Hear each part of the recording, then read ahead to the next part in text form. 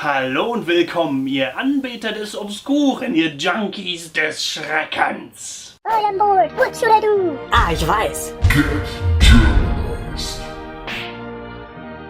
On place number 10, Laurin. Laurin is a German horror mystery film made in 1989 and directed by Robert Siegel. The story of the movie is set in an idyllic harbor town at the turn of the last century. Children disappear without a trace. Death in the form of a man dressed in black seems to plague the area, and the 9-year-old girl Laurin is haunted by creepy nightmares and hallucinations. Step by step, Laurin tries to unravel this terrifying mosaic and eventually puts her own life in danger. On place number 9, Der Todesking, the Death King. Der Todesking is a 1989 German horror movie directed by Jörg Buttgereit. This experimental-style movie does not use central characters and explores topics like suicide and violent death, in the form of 7 episodes, each attributed to one day of the week. These episodes are comparable to a human body, slowly rotting away during the course of the movie. Of course, the quality of the movie is not the thing rotting here. A verbal description of the movie does it very little justice. Scenes of suicides by various individuals are mixed with footage of a decomposing body. This movie definitely blurs the line between art and exploitation, but have a look at it yourself.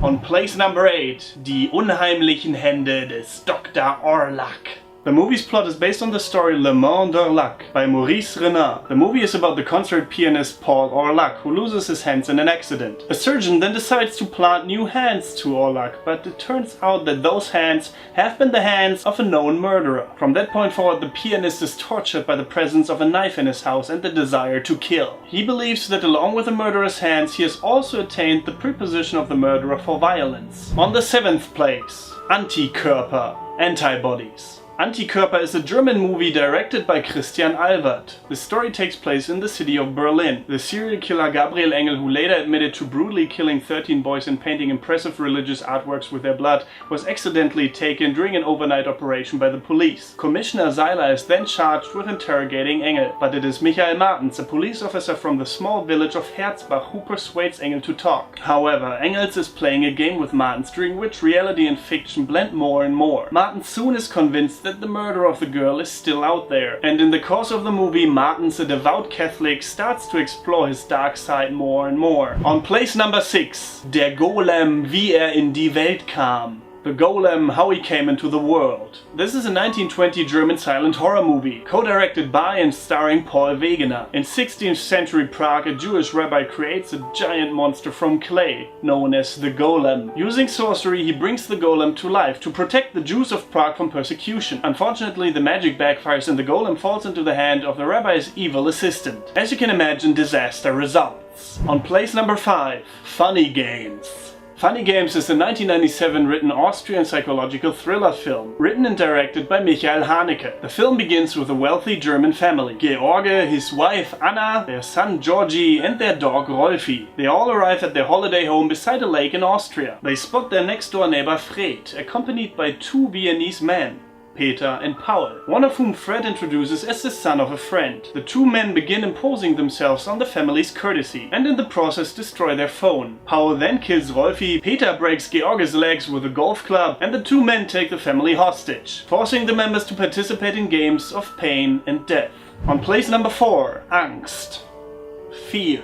Angst is a 1983 Austrian film written and directed by Gerald Kage. The story is about a man who is released from prison after 10 years for killing an elderly woman, but he quickly begins to feel the compulsion to kill again. After failing to murder a cab driver, he flees and discovers a secluded rural home. In the house lives a young woman with her sick mother and retarded brother. He then begins to take out his sadistic pleasures on them, attempting to hold them hostage while thinking of his troubled childhood with his abusive mother and grandmother. On the 3rd place, Vampyr, der Traum des Allan Grey. Vampire, the Dream of Alan Gray. This is a 1932 German-French horror movie, directed by Danish director Carl Theodor Dreyer. On a late evening, Alan Gray arrives at the inn close to the village of Courtimpierre, where he rents a room to sleep. Gray then is awakened suddenly by an old man entering his room, leaving a square packet on his table. An inscription on the packet says, "To be opened upon my death." Upon opening the parcel, Gray finds a book about horrific demons called vampires. On the 2nd place, Nosferatu, eine Symphonie des Grauens. Or simply Nosferatu,